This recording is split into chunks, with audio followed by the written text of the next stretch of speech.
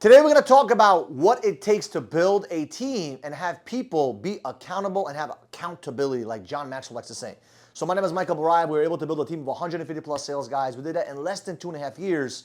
And now we have a solar company. We have a government contract. We're building out, charities and community. We're helping the community. So we're doing a lot of amazing things when it comes to building teams and building sales teams. So one of the most amazing things that I learned about building teams is that you need to have people that you can trust and depend on, right? We use that word is called accountability. Now, John Maxwell wrote a book that's, I think, it's 17 Indisputable Laws of Teamwork, and he actually talks about this. So it's an amazing, amazing book, and I want to kind of dive into that because there's a formula that it takes to have a team that is accountable to each other and they have accountability, right?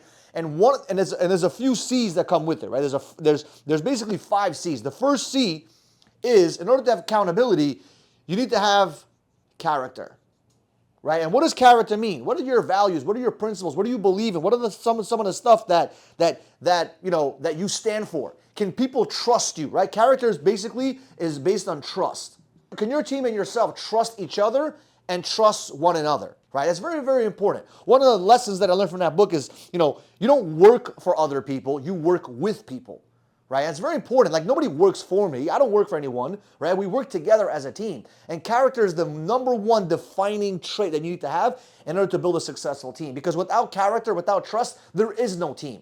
Can you close your eyes and say, you know what? I know this guy got my back.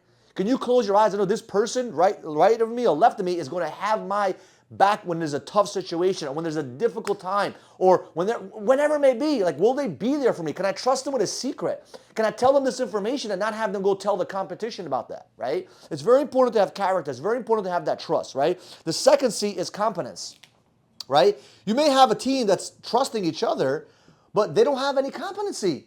They don't have the skill sets. They don't understand what they're talking about, right? They don't know what to do. They're not able to do their part. Like, for example, Navy SEALs, right? A perfect example. When they start building together, right? They start going through boot camp together and training together. They build trust with one another. But what if that person doesn't have the competency to do their part in that mission, right? They have to not only trust them with their character, but also trust them with their competency. That's how you're able to depend on other people. If I tell my admin, if I tell my employee, if I tell my partner, if I tell my worker, hey, get this done, get this executed, and I don't feel like they have the competency to get it done, will I really count on them? Right? Think about that.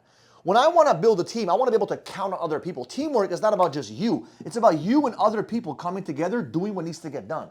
And in order for you to build a successful team, you have to have people that are competent in what they're doing. What are their skill sets? Do they know how to get X, Y, and Z done? If not, how can you trust them to get it done? Most likely, you're not going to trust them. You're going to oversee them and try to micromanage them, and nobody wants to be micromanaged, right? Now, I'm not saying you need to trust them right away. You trust and you verify in the beginning. But there's still got to be some kind of competency, right? There's still got to be some kind of skill that they're able to do their part. The next C is commitment. This one is a big one. When it comes to commitment, are they going to give up when things get hard?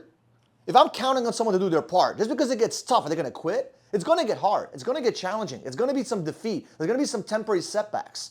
But through those setbacks, I want to know that will this person have a comeback, or am I going to have this person sit there and mope around and not commit to the dream and not commit to the vision, not commit to the people that are next to them, right? So it's very important to understand that commitment to me is the person is not going to give up when things get hard, when things get challenging, when things get tough. It's very, very, very important. Listen, by the way, when I'm building a team and I'm trying to trust someone and have them a leader in my company, personally, it's one of the things I look for. Loyalty, right? Loyalty, right? No quit mentality, because it's going to get hard. It's going to get challenging. You're in a business. You're dealing with other human beings. Now, look at it this way. If someone does not have a relationship with a partner and they're always jumping around every freaking 2-3 weeks with another person, to me, it's a lack of commitment. I look at these things because their personal life will equal their business life. Nobody has like a separate life all of a sudden. Yeah, they have this nightlife over here, day life. Like, no, you are who you are. And if you can't commit, if you can't stay committed to somebody, if you can't, do what you need to do and not give up, like if they don't show any signs of commitment, how can I trust that individual? How can you trust that individual? These are one of the things that I've actually always looked for is commitment. If you say you're going to do something, go do it. And it's not easy to do that. But I know that that's what I'm looking for. That's what you should be looking for when you're building a team and having people that are accountable to each other, right? The next C is consistency. It's a big one, right? People don't care about your accolades from the past. People care about what you're doing today and what you're going to do tomorrow. Nobody cares about all the successes you've done. Who gives a shit? People want to know, can they count on you, and are you consistent enough? Do you show up? Are you predictable, right? Consistency is about predictability. Predictable is awesome. You are who you are. What you do is what you say. It matches. You're predictable. People, listen, it's okay to be unpredictable with your strategy and your tactics with business because you're competing in the marketplace. That is okay. But as a person, are you predictable? Do people know who you are and what they expect out of you? Are you different every single day? Are your emotions left and right? One day you're angry, one day you're upset, and your team has no idea what's going on? Does your partner, does your team, does your employees know who you are inside of your heart? Do they know who you are mentally, emotionally, spiritually? Do they know what you're about? Are you predictable? Are you consistent with your actions? Or do you show up one day and then 2 days you're off? You show up for 2 days and you're disappearing for 3 days. Nobody knows what's going on. Are you predictable, right? And when you're dealing with other people, when you're trying to have accountability in your team, is your team predictable? Do they show up on a consistent basis together to win towards a common mission? That's the question you need to ask yourself, right? Like, are they reliable? Like, are you reliable in terms of like getting shit done? Can I trust on you to go get stuff done on a consistent basis? Predictability and reliability is a huge one. It's very important. Are you reliable? Like, think of it this way. When I always worked in different companies, I always was very close to the managers because I always wanted to have, the respect of them, and I always wanted to show them, hey, I'm actually kicking ass.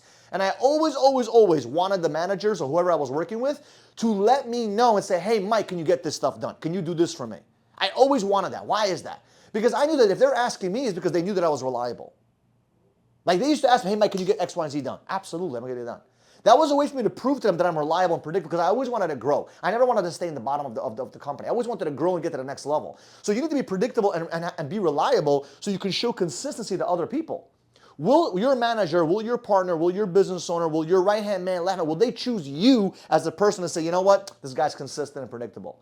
Do you even go to the gym on a consistent basis? That's the question you need to ask yourself, if that's what commitment you made, right? Do you go run every single couple of days in a week? Do you consistently eat healthy? Like, what are you doing that is showing people that you're consistent, predictable, and reliable? It's an amazing question, right? Next is cohesion, right? Cohesion is about what? Working together with other people. How are you working with other people, right? The question is, are you the person that puts yourself first, or are you the person that puts the team first? I always tell my guys, it's never about you, it's always about the bigger team. It's never about you, it's always about the bigger team. For example, you have a sales meeting at 11 o'clock. But your team has a big meeting at 11 o'clock. Which one do you go to first? If you go to the sales meeting, it's a sale for the company, it's a sale for you. You and the company won. But if you miss that meeting, right, guess what happens? You put the team second. So what I always tell my guys is I don't care about that sale. I care about the 11 o'clock meeting that you have with the team because the bigger team always takes precedence over your team. The bigger team always takes precedence over your selfish action. I don't care about that sale. The customer can wait. It's kind of like the question I ask in the middle of the street sometimes, what's more important, the employees being happy or the customers being happy? My opinion, because some people have asked me, what's my opinion? My opinion is if you keep the employees happy, the customers will always eventually turn happy. The employees are the most important part of the puzzle because you take care of the team, they take care of your customers. My opinion, right? That's how I look at it because if you look at every successful business, there's a lot of companies that have successful customers. But when the employees are not happy, guess what? They go somewhere else, the whole company falls apart, and the customers are going to find another company to do business with anyway. Cohesion, right, is about do you and do people in your team take care of one another first? Anybody can say, yeah, I'll take care of the team. No, actions. Actions. I love actions so much, man. It's crazy. When someone says they love you, love is not a word. You could tell me I love you all day. I don't care about that. I care about you showing me that you love me.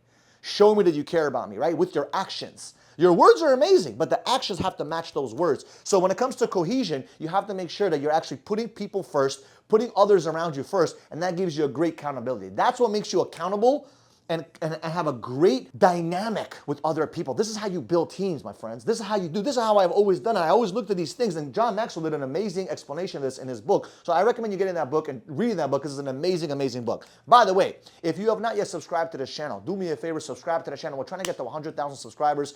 We're growing like crazy on TikTok and Instagram and all these different channels, but for some reason, YouTube, guys, we need some help. So I would appreciate you sharing this with someone that you actually care about, sharing with a co-partner, a teammate, sharing this with someone who can actually grow this channel to help you guys build successful teams and build successful businesses. And as you guys know, we come at you every single week, and we'll see you guys in the next video.